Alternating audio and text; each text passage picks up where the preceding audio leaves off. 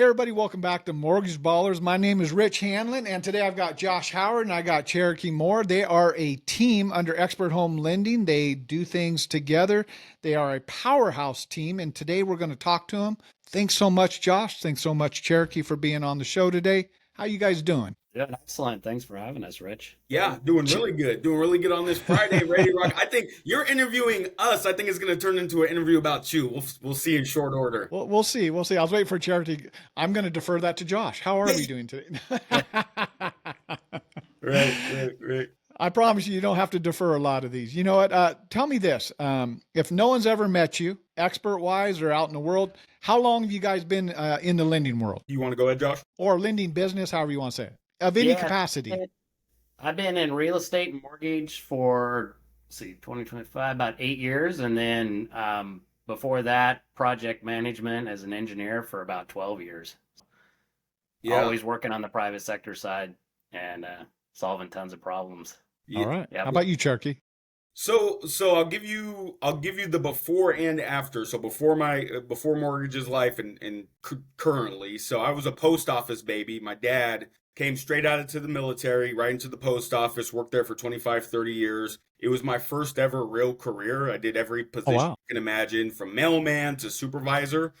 And I disliked it. There was a ton of things about the post office that are not likable. And I had a guy come to me once, and this leads me to getting into the mortgage industry. He's like, "Man, we hate doing this." He's one of my close friends at the time, and I got a cousin who's doing mortgages. He's making 20 to 30 grand a month. And I'm like, in my mind, again, post office. I'm like 20, 30 grand a month. That's Bill Gates money. Now, obviously, Bill Gates makes more than 20 or 30 grand a month, right? But he's probably made 20 or 30 grand since I finished that sentence. But I'm like, there's no way. If you bring a check and show me, I will resign and we will go. And he brought me a Hey, I check. think they made a movie about this, Yeah, they need The to. Wolf of Yeah, Wall Street. yeah, Show me that check and I'm yours right now. yeah, literally. So he brings me a check. I resign probably 2 or 3 days later. And keep in mind, I just had a brand new child. I have federal benefits, which we know is a blessing being in the private sector, right? Having those federal benefits. And I took a huge risk. But yeah, I came into the mortgage industry close to 10 years ago now, and it's just opened up some insane opportunities. I've met with celebrities and mayors, and I've gotten to give my family a life they've never had before and travel, and so yeah, it's been a blessing. You never know where you're gonna go in life. So I like it. I like it. How'd the two of you meet? you want to give them that story, Yeah, Joe? so we met at, so we were both working at another lender shop, retail direct lender. And it took me kind of working on Cherokee to kind of go out on the limb. And I said, we need to go independent. We need to be brokers. And, a lot of it was just feedback from our business referral partners, our realtors. Well, yeah. Tell them the Um, setup we were in and why you're saying that. oh yeah. So we were doing one of the in-house deals with a local brokerage, a couple offices throughout the Sacramento area. Lots of promises of, oh yeah, you're gonna have all these realtors and all this business. And I'm definitely a realist, so I kind of, I always come in with an ounce of, skepticism about things. But I was like, hey, give it a shot. The market's been slow. What is there to lose, right? And but that's how Cherokee and I got together, and then we just, were able to see kind of where, there was more opportunity. We just didn't like kind of the way where things were going, in that venture place in our work and our career. And so we talked with some other LOs that took the leap, and then so we did it. Gosh, coming up on a year ago. I Yeah. was Couldn't going be to ask you. happier. I was going to say it's been Yeah. about a year. I know you came in under a team, then you guys said, "Hey, we're going to break off and do our own thing," which, Yep. um, you know, I've never allowed teams before. That's the first time we did that. And then I also had to get ready for sometimes teams don't work out. How do we work that out? So we've had to change a lot of things now that we kind of see sometimes they work out, sometimes they don't. People, but yet you're all individually sponsored, whether you team up or not. So, you have to be treated as individuals and things like that. So we even learned a lot. We've changed our contracts and stuff based on teams and things like that so that we can make sure that we're covering everybody to where if you don't want to go that route, well, I want to try this, this, or this. I want to go it alone. It's like you have the right to do whatever you want, and so we're getting that all figured out. Can I it's speak making a us little bit stronger. to that? Can I speak? Yeah, go ahead. So to put a bow on that, the reason why Josh and I went to a exactly, quote unquote team is because when you're in retail like Josh and I were, your manager, because you have a manager, right, in retail, right? Many layers of management, they all tell you, don't go to the broker side. The rate compensation sounds good. They're the devil. Yeah. You're going to be your own IT guy. You're your own manager, and you can't handle that. And who do you call when your computer's not working? So they give you this illusion that you need all these resources to be a broker. Don't do it because you'll fail for that reason. And so we went to the team because we're under the assumption that we need all this. Like, we're going to need someone to help us because that's what our manager at retail's telling us. Come to find out, and the reason why I'm saying this is because there's going to be people who watch this video, I hope, that are like, man, I'm really thinking about making this jump to the broker world. When we came to the broker world, I kept telling Josh, and he was under the same sentiments. I was like, I am so surprised at all the resources, help. I mean, even outside I'm of going to correct you on one thing, Cherokee. Yeah, go ahead. The resources are there if you have the mentality to go find them and use them. Yes. Versus the direct lender world, sometimes they feed you so much on purpose to kind of cripple you, to be honest with you, that you're like, oh, how do I pull credit? I've had people say, dude, I've never pulled a credit report. And I'm like, watch this. Do it with me, man. Just push it. Push it. Yeah. Whoa, what the heck just happened? Yeah, no, totally. So even like, just put Xpert to the side. An Xpert, they're onboarding, and Nate, you, wonderful team, like all the help, email away, call away if you need help. Just put that to the side real quick, though. Even the AEs, the lenders, I mean, these people are bending over, underwriters, are bending over backwards to help you structure deals, put deals in, get deals done. And I'm like, Josh, we're in a whole new, and he had to force me to make this move with him, as he alluded to earlier. I'm like, we're in a whole new world right now, yeah. And we make more money.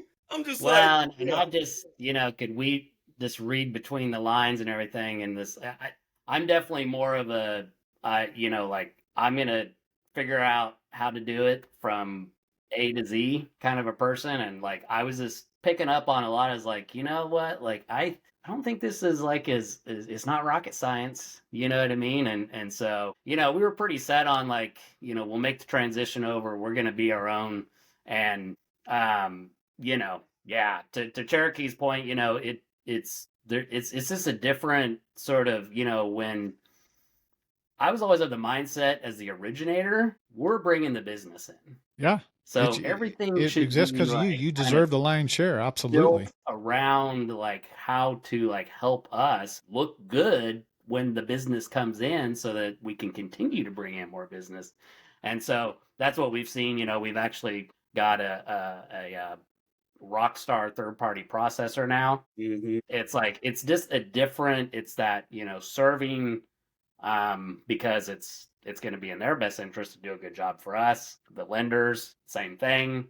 They want to provide a great, service. And then just, obviously to be able to like have the flexibility, of structuring loans and, all these crazy scenarios that come up with, with buyers and whatnot. So Josh, tell me, are you a transplant from somewhere? Because you got a little twang in your voice, man. Yeah. So I'm Midwest, Kansas. Right. Yeah. So you sound like you're out here in Georgia somewhere. Because people tell me all the time when they see my hat right here, they're like, "Are you from California?" I'm like, "How do you know that?"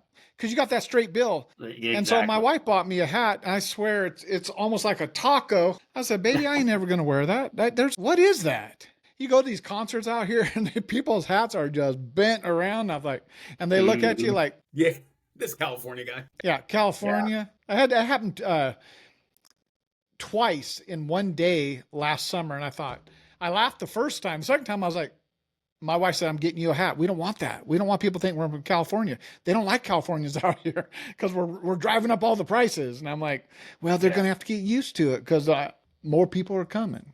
So, yeah. Well, you guys think you're going to get out of it just because you're a team. But I got questions for you. I Fire want to know away. some things about you guys. So, first of all, from a team standpoint, do you guys split workloads? What is the team of Josh and Cherokee? How does that work? What's the dynamic there? It's kind of shifted over the course of time. It went from both of us working directly on the loans. I'm giving like a surface level Wait, to was this team together prior to Xpert? yeah, You at our guys have been old okay. place. All right. All right. That's Yeah, where we we partnered first up. made the team at our old place that we were at, Okay. which we were referencing earlier. It went from both of us working on the loans to primarily Josh working on the loans. Because when I say this, I'm gonna toot his horn right now because he probably won't do it. This guy knows loans inside out, knows every program, every lender, every guideline. He's just a wizard with it, just a master. And so what I've done and become in that role is more of like the Josh promoter. So like I've been blessed to have a lot of relationships in a lot of different places. So I go places and I say, hey, this is the guy you need to be using for loans and yada yada yada, and he's gonna get them done in 10 days and all this stuff. But what we like to tell people is Josh and I are both sports guys. So we say, hey, we're Mahomes and Kelsey, or we're Gronk and Brady, or Shaq and Kobe. You can meaning that referral partner can go to either one of us, and we can answer the question for you and do whatever needs to be done on it. So that's kind of the relationship, and I know Josh wants to speak more to it. Yeah, no, I mean that's pretty spot on. Basically, yeah, most of the loans were running, through me, and I get them structured and set up, disclosed and whatnot, and of course then we have our third party, processor that runs them through the rest of the process. But yeah, let's see, pretty much. So we do like quite a bit of Facebook, Instagram lead generation, and Okay. so Good.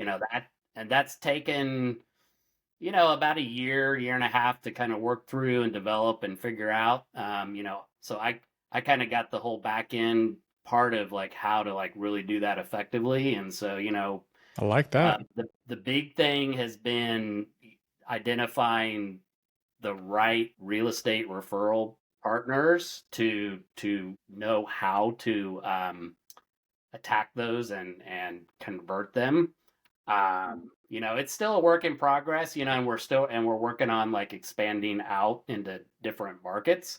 But it's a team thing too. So most of the time when it comes to like the pre-approval like appointment, I do those. But then Cherokee's doing, a lot of the just Back you end. know, yeah, you have to do a lot of follow up on that, a lot of just calling, that kind of thing. So Cherokee's got some, some more strengths in that area. He kind of started out, like he was saying in his intro, kind of the call center environment. I had no background to that. So I always would say, like, that's not my strong point. Like, I'm the kind that like the clients I actually love working with a lot of times the most are the ones that where the realtor's like, we're writing an offer right now, and I've not even talked to them, but like they're just the motivation is there, but I'm like confident in being able to like put something together. So yeah, the part of having a partner like Cherokee that can help with keeping people engaged and that kind of thing, is what really makes it work well for us. I've switched up my realtor talks. I've done it a couple times now. I used to go, the first time home buyers, let's tell you all this. I don't even do that no more because it's like they're hearing the same thing over and over and over. And that's fine. People do it. It just didn't work for me. But I've switched my whole thing because Yale Fowler is one of our originators. And he told me, he said, Rich, I switched up too. He's up in Idaho. And I said, well, I'll use that here. And I started doing it, and more people are showing up each time. But I go into these realtors and they're like, okay, what's he going to talk about? He's going to ask you why you don't have a rental property. And then he's going to tell you the value of getting a rental property. He's going to, it's like, why are we making everybody else millionaires? I could tell you my life changed. I never did investors. I just didn't speak their language. Like, what was weird is once I did my first investment, all of a sudden, they're like, I had this built-in trust. Like, now what what we're after, like why we're doing it, because you're doing it too. You went through that investment property, and then it's like, okay, let's get a couple investment properties. All right. And so a lot of my people are investors, and now they trust me enough to say, hey, you're in California. I had a property that just came across just now in Alabama, and you could buy two of them and you're going to have this kind of return. Just have your realtor call them and I can do the loans, DSCR. We can make this easy. But I talk to realtors as well. And I'm like, we have this DSCR loan. You guys know your strengths, your areas inside and out. And if you saw the right house in that neighborhood where you know it, and you're like, that would be a good rental property. It's like, well, then why don't you take it? Because there is a lot of investors. If you're always just looking for primary residences, so is everybody else. I'm like, that opened up and now it dominates my time. And now people want me to speak on that about how to level out our lives so that when we have these crazy dips, we still have like a base income. And that's what I preach to my loan officers too. I'll tell you guys same things. If you're going to be around me long enough, which you are because 25's here and I'm coming out behind the desk, you're going to hear me talking saying, all right, I need you to make a goal. We're going to get you that first rental property. I don't care if 5 of you gather up and do it together. We're going to get you started because it just adds validity. When you start talking on Facebook, you start talking and it's like, man, I just did my first, Chris Cook, you brought his name. Chris and I were doing, so Chris got me into it, flipping houses. I'd back him on transactions. He'd go flip them and he'd pay me a fee. I'm like, cool, I don't have to swing a hammer. I can't do that no more. I got into flipping. I got into doing stuff, putting the money up, getting a return in 90 days or less, and Chris was awesome at it. And, I trusted him because I'm like, oh, I don't know if I could do that. People I don't know, but it got me out of that. So now I know about flipping. I know about doing stuff. People want to do, I have connections now. When people say, I want to do this, I'm cool. Hey, you're going to need help. You're not going to do very good. Let me connect you with somebody. He'll do the project with you. And Chris is one of those people, by the way. He's trying to do it in Texas too. But it gave me a whole different conversation log that I have with people. And sometimes that's all we talk about is investing, investments, flipping, because they're like, well, it's like this scary thing. And I'm like, it was the first time. But by the 10th time, I'm always looking for the next one. Now I'm expanded in 44 states. And I tell people, if you come across a good one, let me know. I'll back you on it and flip that sucker. I'm just not swinging a hammer. I can't do that no more. I'm too old. I'm going to be 58 here pretty quick. But not trying to go down the same rabbit hole that everybody else goes down.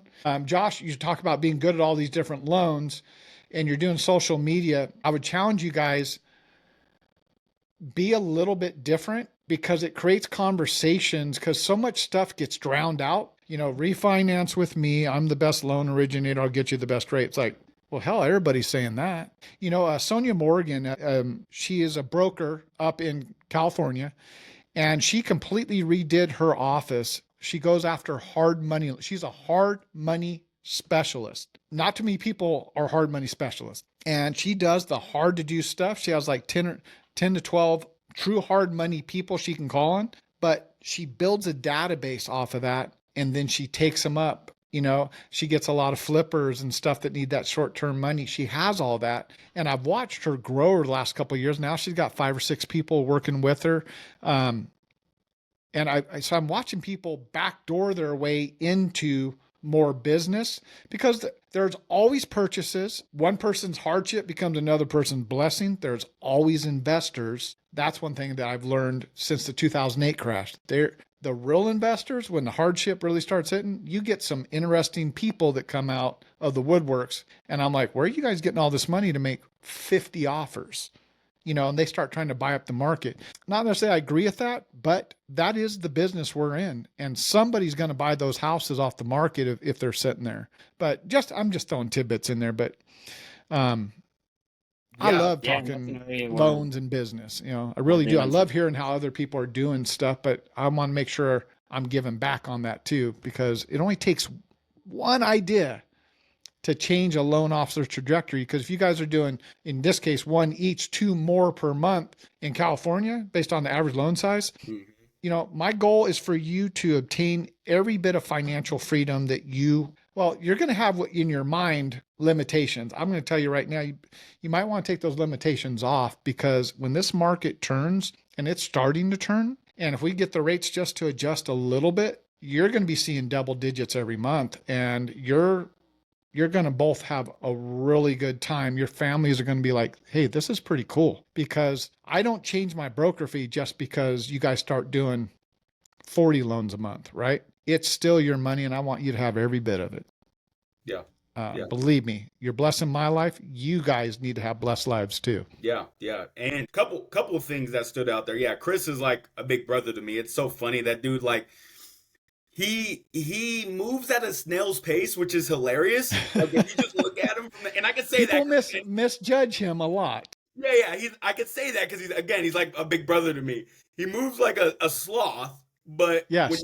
when you lift up the carpet, it's like the dude's making $1 million from like 10 different directions. Loans, he's fixing cars and selling them, flips, and I'm just like, dude, it's so funny every time I talk to him. But yeah, I agree. My big thing, and Josh and I have discussed, is like part of the growth phase, just being human, even outside of loan lending, is like figure out what you're good at and then monetize it. Don't try to be everything to everybody. Like that's where you get scattered and thin. So yeah, we actually have a investment firm right now, and we do all their loans, and we're starting to build off that. It's an investment firm / real estate group, and all they do is investment properties, and they're giving us their local stuff too, because what they'll do is they'll structure a deal where the person has to do a 1031 exchange. They'll tell the buyer they have to use us, and then they'll buy a long-term rental in Ohio. Then we have to do the financing on that. So yeah, they're good for a couple deals per month, and it's worked out amazingly. Where Josh and I are trying to head now with these leads, because Josh,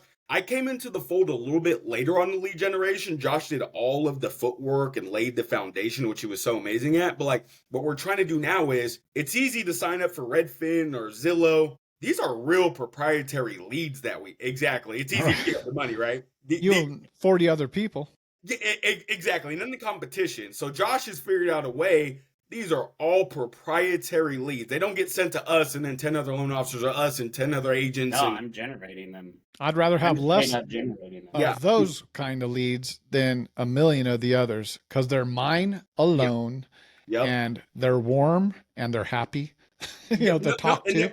And they're super qualified. So we had to go through a stumbling block Josh was alluding to earlier. We've gone through a couple different agents trying to get them, grinding on them and calling on them. And we've really honed it down on who we need to be working with, because it's important who you work with. First off, make sure you like who you work with. That's number one, right? Make sure you're actually friends. Stephanie Gilbert said that the other day in hers, and she's one of the top in the nation. Yeah.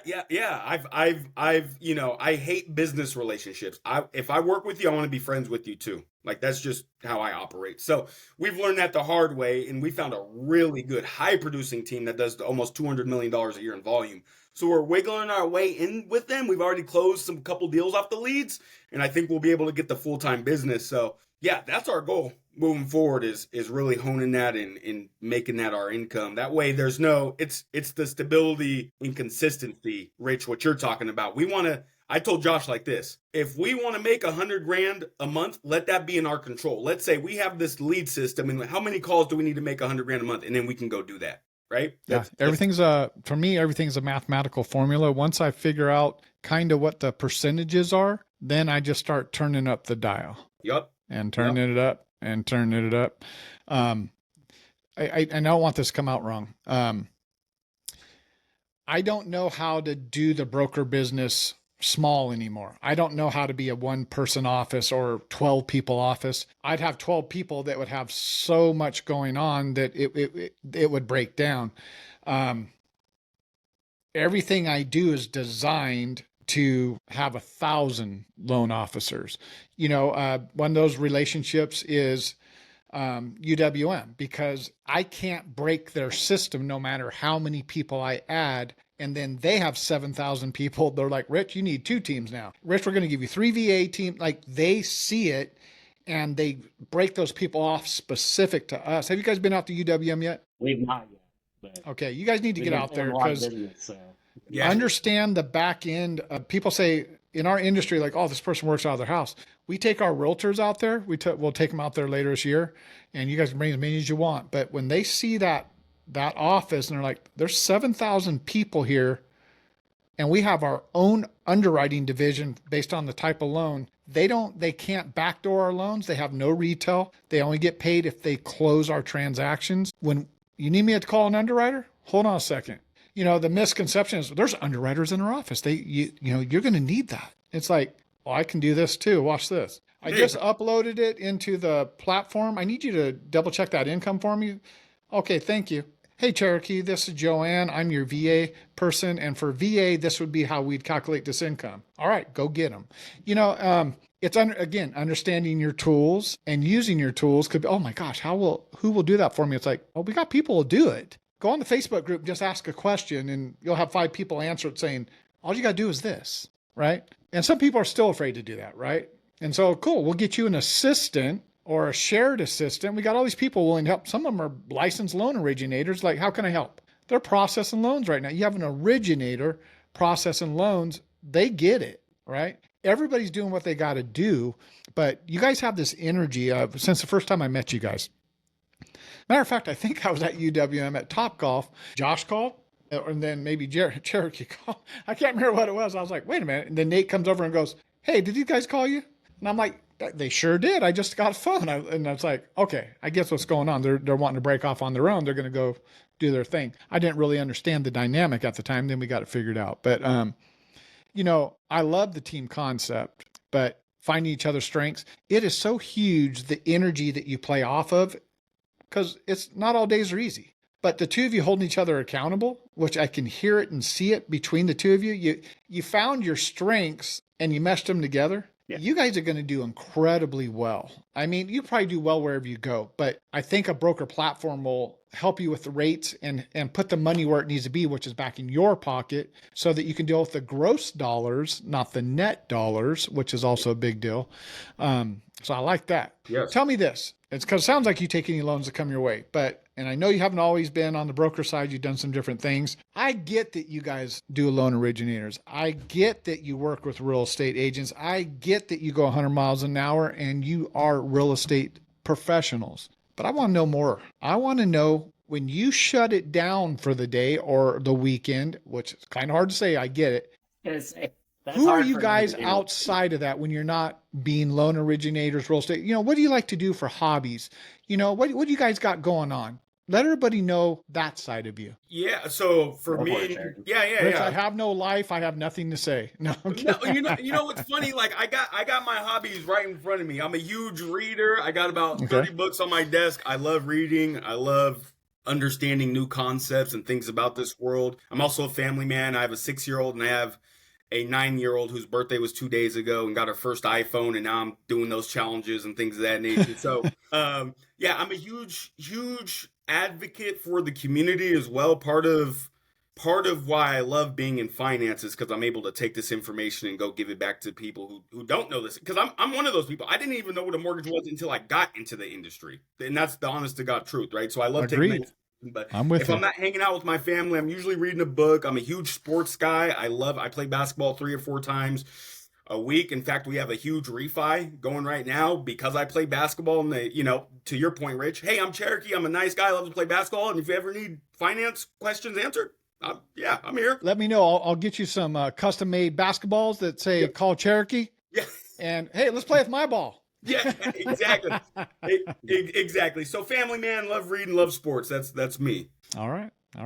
And Josh, how about you? Yeah. So family man as well. My wife and I met at Kansas State University, so we're Wildcat. I knew that was football fans, and we got 2 boys, 14 and 10. That's keeping us super busy. My older son is big time into dirt bikes, and so. What high school your older son at? Or is he at high school yet? He'll be a freshman next year. So Liberty Ranch High School in Galt. So all right. we live out in the sticks for California standards. We're on 5 acres out here. So the boys. That's pretty good for California. Yeah. Well, we were able to buy it, a few years back. But it's I keep telling Cherokee we got to get more loans. My son is wanting to buy another dirt bike or something like that. So we got a cabin up in the Sierras too, so we like to go up there There's a big storm right now, so hopefully we can get up and enjoy the snow. Well, I'm sorry that California isn't having perfect weather. I know, exactly. Yeah. Actually, I see growing up in the Midwest, like, we actually had 4 seasons and, we had like big storms and stuff. And so like for us, my wife and I, it's like, it actually like gets boring with the nice weather. So we actually welcome winter. And My wife doesn't have that same feeling with you. yeah, okay, yeah, She's not used to the Georgia weather, yeah, but yeah. I don't miss the um, humidity at all. The don't we miss like the that. heat. We tried Colorado. Colorado, Georgia, Texas, Mhm. Florida were the four that could have housed Expert Home Lending. We started with Colorado, happened to be like 20, but it felt like 4. And I'm like, they're having a snowdrift. I'm like, this ain't happening. I'm not doing this. It's like this ain't sunny Colorado 300 days a year. I'm like, well, apparently it wasn't this day. So the next time we went on July 4th, so it was smoking hot that weekend. We came out to Georgia, but we went to northern Georgia. So I'm kind of northeast of Atlanta by about 50 miles. So I don't live in Atlanta, but kind of on the outskirts, kind of like Galt driving into Sacramento. I mean, it's kind of how it is. So I make that drive every day, but I get out of the mainstream. But what I like about it, I'm used to the humidity, especially if you have a pool, it helps. But I'm just amazed how green everything is. We do get a lot of rain. It almost reminds me of Hawaii. Like we'll get 30 minutes of rain, then it'll get sunny, but that's where that humidity comes from. We get some crazy weather though, because we get the cold weather coming up from Texas, and then we got this other stuff. Southern Georgia, they get hammered pretty hard. They get that Florida tornado kind of hurricane weather. We get the outskirts of that. But I'll tell you what, for Cherokee's sake, I'm in SEC country up here, and within an hour to hour and a half, I've got Alabama, I got Yeah. Auburn, I got Clemson, I got Tennessee. Yeah. And believe me, these people bleed their Oh, yeah. colors. Oh my Mhm. gosh, I've never seen nothing like it. And by the way, apparently in the state of Georgia, we only have 2 sports teams. We have the Atlanta Braves and UGA Bulldogs. That's what I've learned. Yeah. I'm not allowed to say Georgia Tech or anything else. So You know what's funny about that? Just to add on to that real quick. So I have a huge amount of family in Florida, bunch of okay. family. I go out there like once a year to go visit them. And to your point, my freaking uncle passed away years ago. This man got buried in a Jacksonville Jaguar jersey. And I'm just like, oh my God, dude. There we It's go. like he's getting buried in a Kings jersey. And I'm just like, Hey, we all got our favorites. My brother's a Disneyland fan, and he's I'm going to be. I always tease him. I say, Randy, you're going to be dead, man. We're going to burn you up, man. We ain't spending all that money. Yeah. He's like, no, I want a all black Mickey Mouse Disney custom made, and I'm like, that's like $40,000. Yes, that's what I want, and I'm like, yes. I'm blinking at his wife, going, yep, that's what you're going to get. Telling her on the side, we're going to burn him. He gets mad. No one's burning me, and I'm like, you're dead. You won't even know. Oh my God, that's hilarious. That is hilarious. Yeah, and just to circle back on something you said, it's funny you brought up like the flips and stuff. So part of Josh and I's business plan, what we're looking on doing, we're like, hey, we should add in our business plan. Maybe we'll do a flip this year combined, or maybe we'll work on some private real estate investing for ourselves because it's important to like you said, get that stability and have predictable income where sometimes it doesn't seem predictable depending on the market economy and the climate of the world. You know what I'm saying? So yeah. You guys have a unique relationship, and I could tell you what, you can make a business model out of it to where it's an LLC and you're taking part of your commissions. That's my challenge to you because guess what? You can refinance your own stuff too. Mm-hmm. Mm-hmm. I refinance a lot of my stuff every 6 months and 1 day. A lot of people don't realize I can be locked in at 4 months in with a 60-day lock. I just can't fund it until it's already pre-underwritten. But why do I do that? I take high rates and I get money from the lender to pay all my closing costs. Hey, you're going to pay my property tax. You're going to pay my insurance. By the way, I'm going to end up with $2,000, $3,000, $4,000 depending on which property I'm doing. I'm going to only make 10 payments per year because you skip a payment. And I'm going to take that couple $1,000s and I'm going to put it right on the mortgage on the first payment that I do make. And I rinse and repeat. I tell you, the bigger properties, there's been times I've gotten $20,000 checks and I put that down on the principal. At first, when I was doing it, I'm paying off the car first. paying off my credit cards first. Okay, I got those out of the way. Now I'm going to attack the mortgages. And people say, well, how do you do that? What's the benefit? And I'm like, well, I'm using the lender's money legally to pay down my mortgage. And I'm constantly reducing that amount of interest. But I'll do a 15-year loan because you always have to have benefits. I'll take a 30, drop it to a 29. I'll take a 29, go to a 15. I'll go to a 10.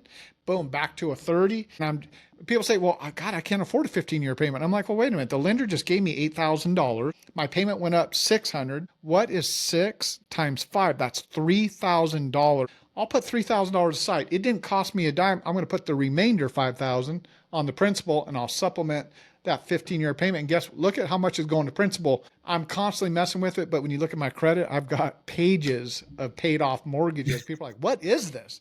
Yeah. And I try and explain it, but I'm like, what does it matter? They're paid off and they're all paid on time. Each lender is a little different. For disclaimer, UWM, as long as it's 6 months and 1 day, you will not trigger an EPO because you cannot set up your own EPOs, but it is legal to do that. It isn't churning. I'll tell you another thing that's legal and people can fight with me all day.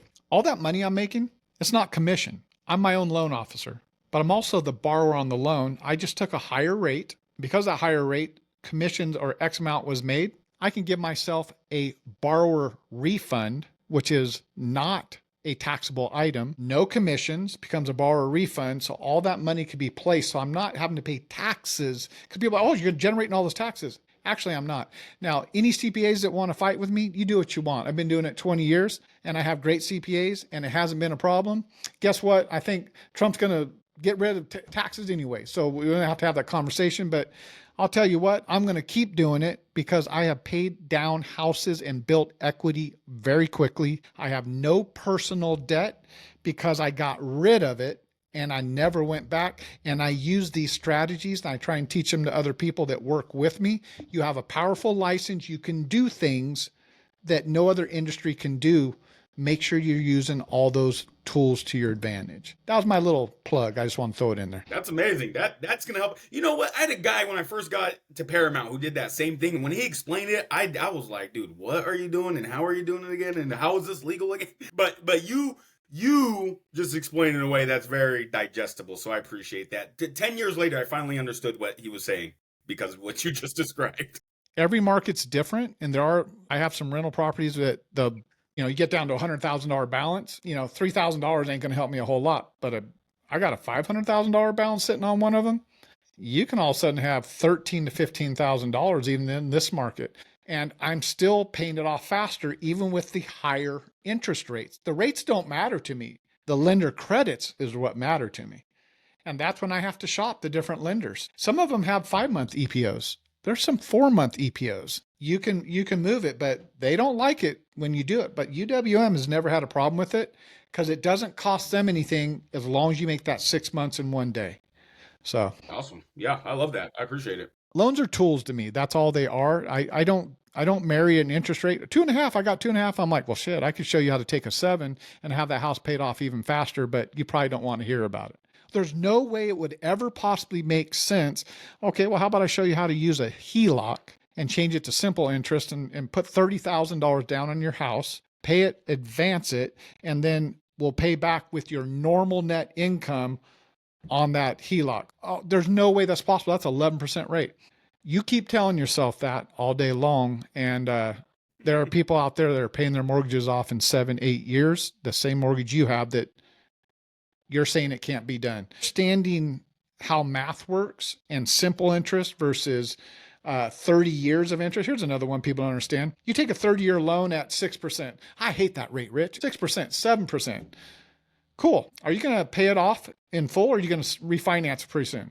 Because the only way they get 7% on a predetermined term is if you make every single payment of that term, 360 payments.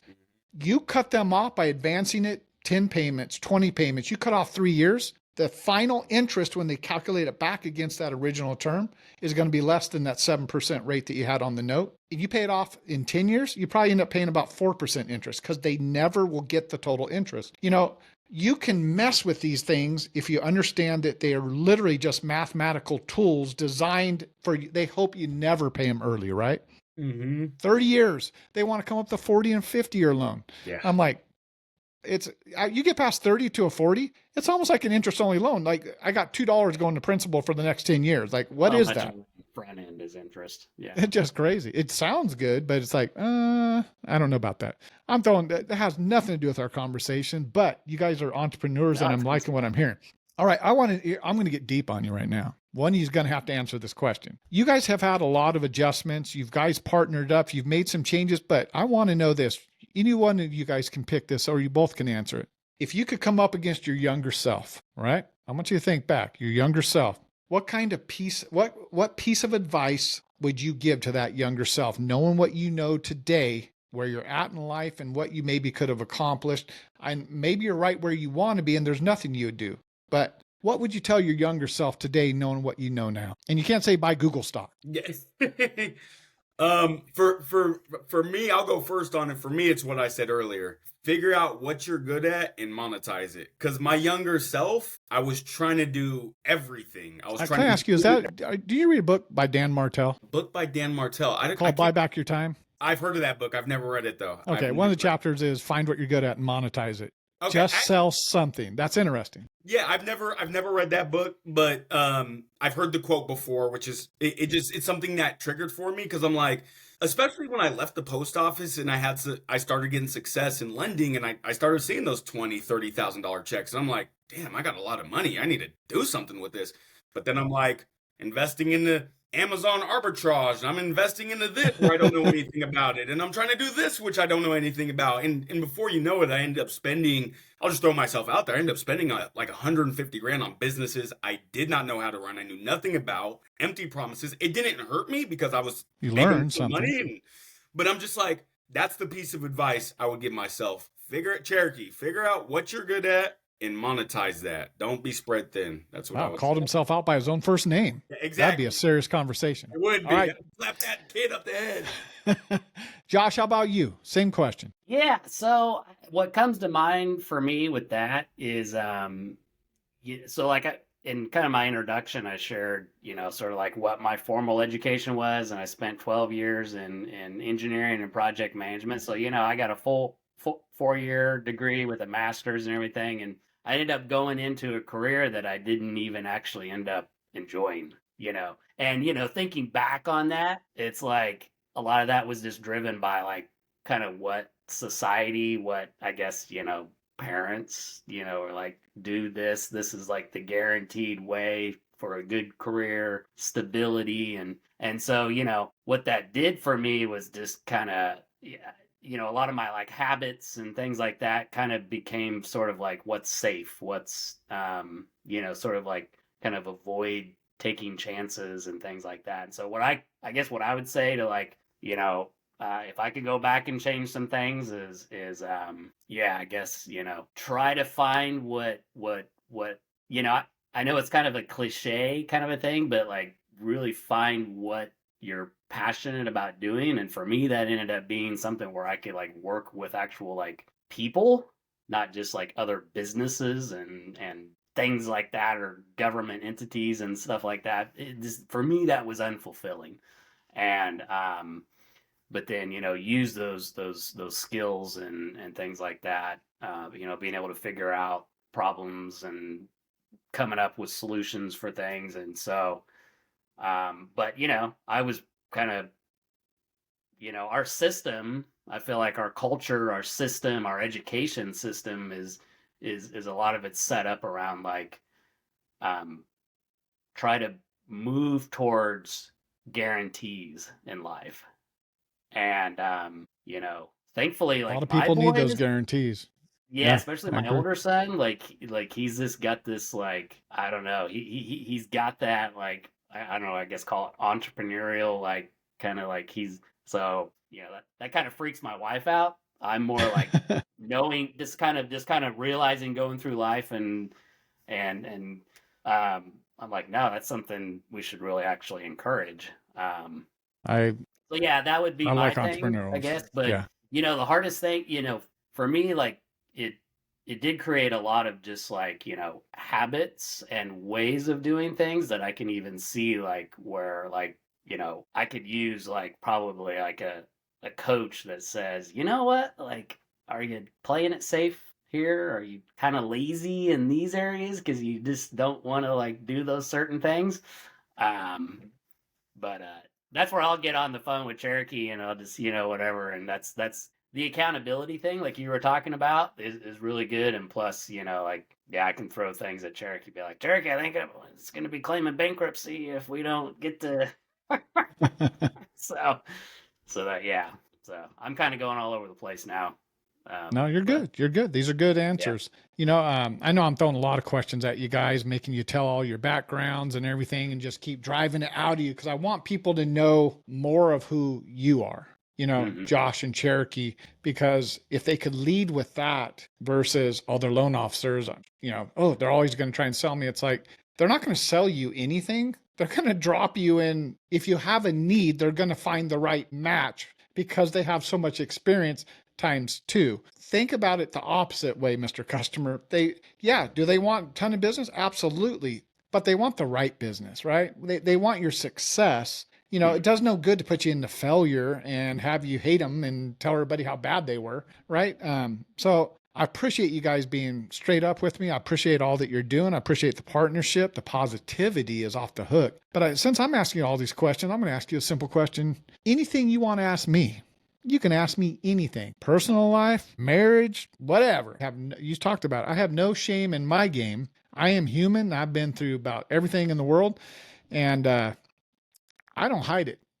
I am about as human as it gets, and I want to make sure you know that you can ask me anything. I don't care whether it's today or tomorrow or whatever. But if you ask me, get ready. It might not be the answer you think. You know what's funny about that is when we first started this, I had like 100 questions to ask you because I'm like one of those people. I'm like, I got to know what successful people are doing. So I had like 100, but through this interview, I've lost them. I'm gonna think of some. I'm gonna think of some. I'm gonna blow you up about them because You I'm can a always follow up. You, I you can. always have access to me, even more now. But I challenge people because I knew I didn't set you up for that. But how about Josh? You got anything? Yeah, I've got one. It's Yeah, going throw it to at be me. on the personal side for sure, Totally fine. because it's and I think Cherokee can probably appreciate this well because we got families and wives and this is a extremely demanding business industry. Um, for me personally, like it's very hard to balance everything, and I'm constantly, my wife reminds me, and Cherokee will be like, dude, why are why you working at 11 o'clock, why like, am I getting emails at 1:08 a.m.? and so, like, and because I'm just always like, I'm just trying to drive towards that, like, hitting our goals, and it's just, I just feel like it just have to like put in that massive level of effort and everything. So like, how have you been able to? And I'm sure there's been ups and downs and everything, but like with your marriage Sure. and I like this question. family, just how do you balance it all I told you and I'd still answer any achieve question, right? success? I told you I'd answer any question, and I'm going to answer this honestly. I've been married to the same woman for 31 years. She's been with a broker this whole time, right? This industry. I don't need to tell your wife. Your wife's going, I know exactly what she's talking about. Let me tell you what, in 2018, I walked in and she said, you know what? This ain't working for me no more. I want a divorce. And I'm like, what? I thought this was the best life ever. I work all the time. What else do you want? This hardworking person. It was a rude awakening in 2018 because the love of my life just told me something I didn't want to hear. But I could have catered. I could have crawled in a hole. Instead, I went out and I said, you know what? Because I thought we were done. I said, she moved out right after that. We were separated, just waiting for the paperwork to finalize. And I mean, it was done. It wasn't like, hey, I'm thinking about it. It was, I'm done. I'm moving out. I've already got a place. Like, whoa. So obviously this was planned out. Like, holy crap. And again, I have no shame in my game. What I could have done is after I got myself off the ground after a few weeks, let me say it right, because it did catch me off guard. I was embarrassed. I felt like, man, I hurt the one person I didn't want to hurt and I didn't even know. So I went and got coaches, not counselors. I had a great marriage coach. He said, look, Rich, this is how this is going to do. And this is why I really started believing in coaches. I'm going to have you do this, this, and this. You're not divorced yet. The paperwork's not through. How about we just start working on some things? Because I see what she's talking about. By the way, she's not the only one to ever say that. And you're not the only one to hear those words. Although it feels like it, I promise you, I talk to people all day that heard those exact words. And one coach at a time, they started saying, I need you to be the best Rich. I need you to become that person that she fell in love with a long time ago. I became a great dad. There's no books, right? You tell me where the books are that says how to be a perfect husband, dad, all that. My dad left when I was a kid and he died when I was young. So, I mean, I had no father figure to tell me how this stuff worked. I just thought this is how it worked. Work hard, man. Do right by your family. And my wife told me, you're a great dad. You're just a horrible husband, right? You somewhere along the line, we became renters in a house, right? And I'm like, whew, okay. So reality checks of life and whether you're at, and I talk in front of men's groups all the time. They're like, whoa, I need to hear this. One coach became 8 coaches over a course of a year. I grow through one. I'm like, I want more of this. This is working. I became a better listener, but someone showed me how to become a better listener. Having eye contact when I'm talking to people versus the back of their head because I'm going 100 miles an hour. Just recently, but I still had to interact with my wife as we dealt with things. And she started getting frustrated. Like, who the hell are you? Who are you making all these changes now? After all this time, now you're going to make. So she was mad at first. But then the consistency came in and it was like, all right, there's something more here. Well, needless to say, we figured it out. Before those papers finalized, she said, you know what? I've seen some changes and I'll be damned if I'm going to let another woman have that version of you. And I ain't going to lie. We weren't back together when I got in my car. I drove around the corner and I cried my eyes out because that was the best words I had probably had heard in my life because I had heard the worst. Now I just heard the best. Now we talk so openly, and this is the challenge. My wife is my best friend. I tell her everything. Why? Because if I can't tell her and get her honest opinion and feedback, then who am I fooling? Who am I trying to hide from? That's my wife. She's with me every day. She knows me better than anybody. But I made some promise to her at that point in time, and that's part of why I left Answer Home Loans. I needed to slow down. It doesn't seem like I've slowed down, but I needed to make an about face or I would have had a heart attack. And I said, I'm going to get out of California. We're going to go back to the Midwest. We're going to slow it down. I'm going to take on a new set of partners. And I made her a promise. I said, I'm going to not do it all myself. So it took 3 years and it's gone by like that. I have partners. We're going 100 miles an hour. But to share with you, I told you a little bit, as of January, I'm stepping out of the admin side, right? That gives me more time to do the things that I smile about. And my wife knows I love talking to you guys and helping because I'm reaching back.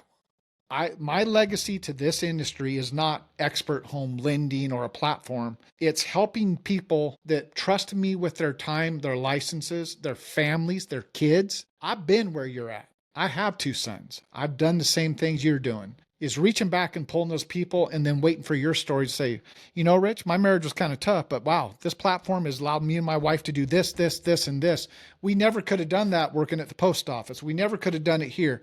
The platform is designed for you guys. If we can help figure out how to get consistent business, that you're going to be rewarded financially.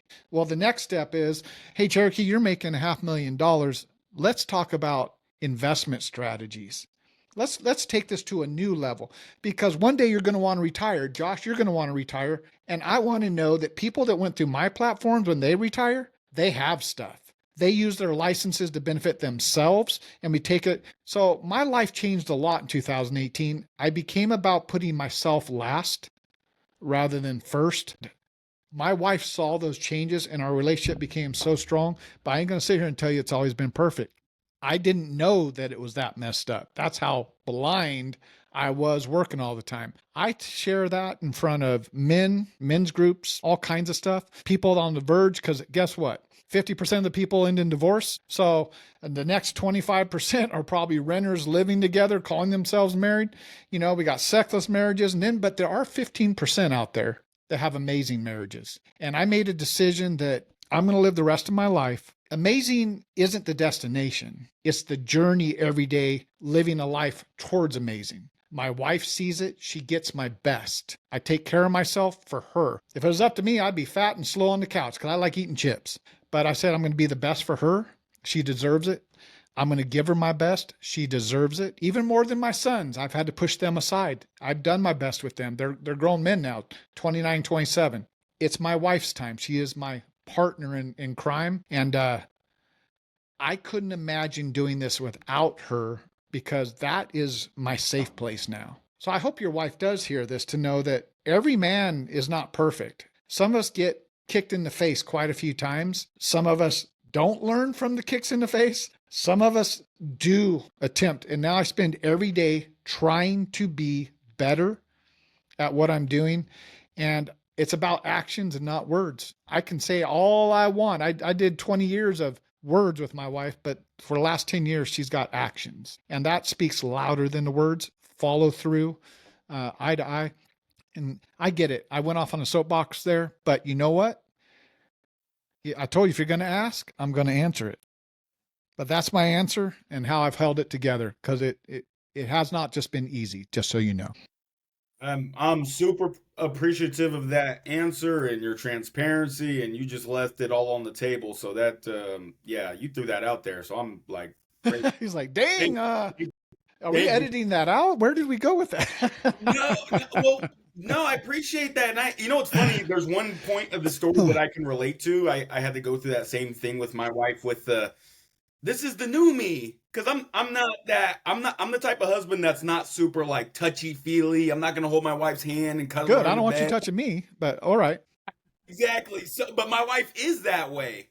And so I was like, you know what? If that's what makes you happy and you're upset with me in this relationship, then I'm going to do that. So, but when I started doing that, she's like, it's all fake. This isn't the real you. And I'm like, no, Yes. this is the real Hard me. to believe.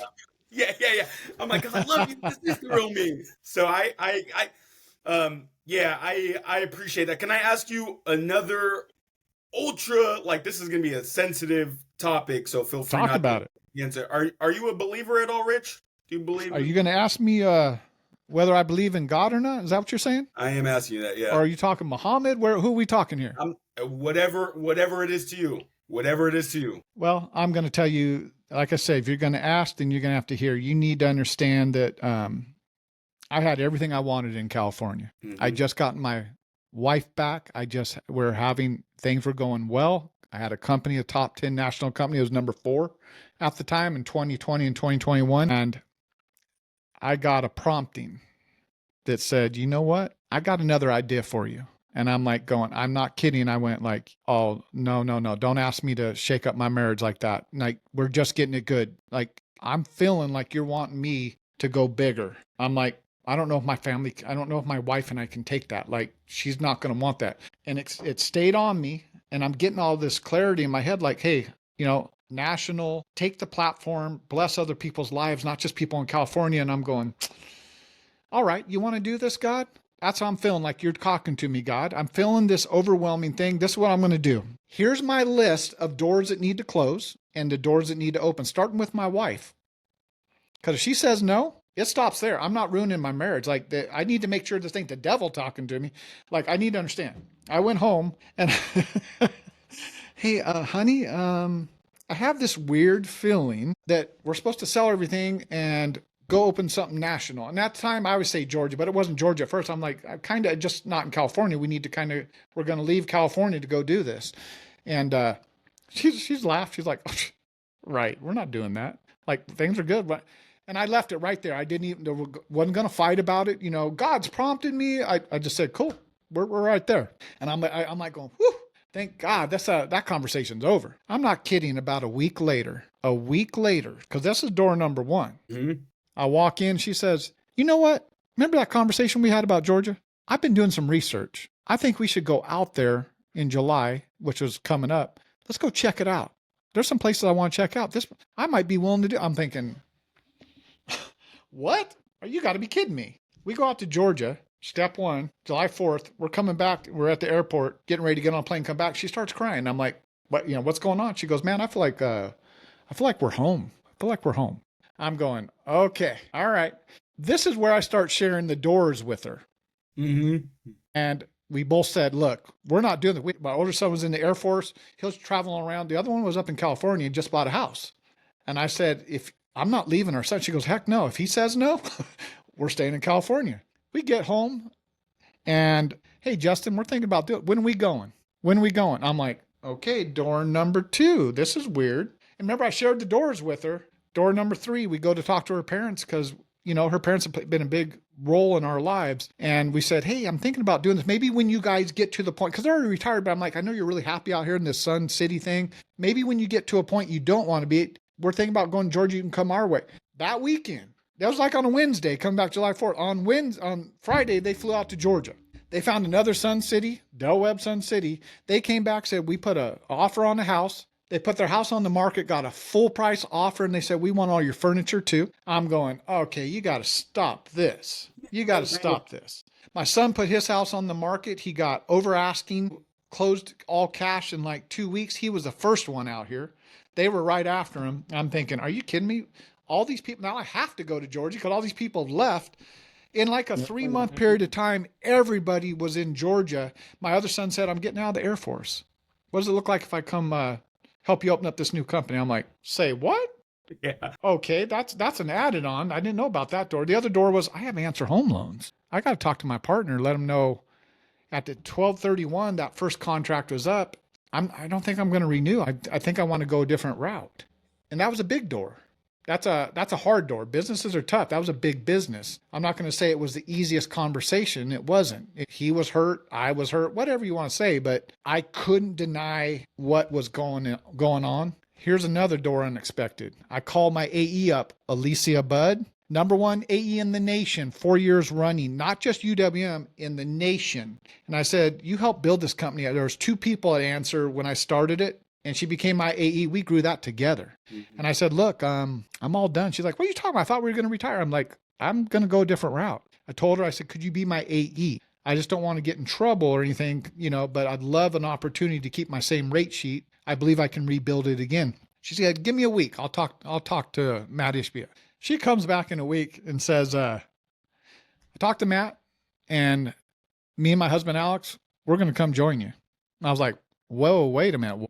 She said, I've gone as far as I can at UWM. I want to partner with you, and we're going to do core. Alex knows how to do core. He knows how to do the funding. The 2 of us combined, I think we could really take this business plan that you have. Because I had shared everything with her. I'm going, no way. You got to be kidding me. And Matt's okay with that? I don't want no problem. She said he actually blessed it. He knows that where we're at, and he wants nothing but the best for us. Added bonus on all this, because I was going to do it by myself. Mm-hmm. And I'm thinking, you've got to be. And they had to move from Michigan. So they moved up to Georgia. I'm going, all right, you got to be kidding me. People from multiple states moving to you. Yeah. I had turned over the company Answer Home Loans to Dan and Dave, left them in people in good hands. But with that, by giving that to them, people could come and go if they wanted. Don't owe me any money, but people can come. I didn't know if anybody would come, but before I knew it, 80 of those 150 came. Like that. Xpert Home Lending, within 3 months, we were break even.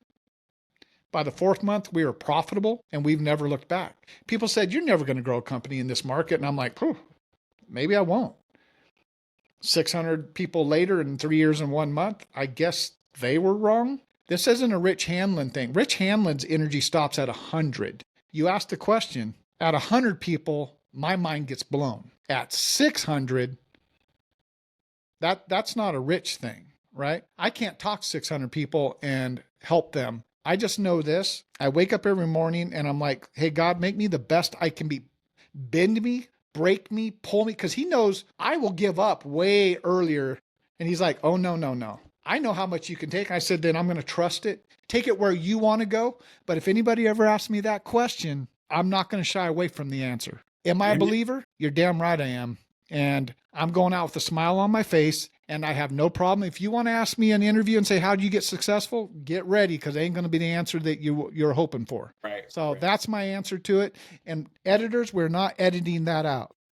Yeah. Well, I appreciate that. And there's 2 things I want to say to that. Number one is there's a quote from someone in my life who's also a huge believer, Andy, Josh, who you know. His name's Andy. He's a realtor. He's like a second dad to me. Okay. And he says, close the door firmly, level the mountains, make straight the crooked paths, Lord. So I'm a huge, that's the story you just told me. I'm a huge believer. Yeah. And second, I just want to say God bless you and your family.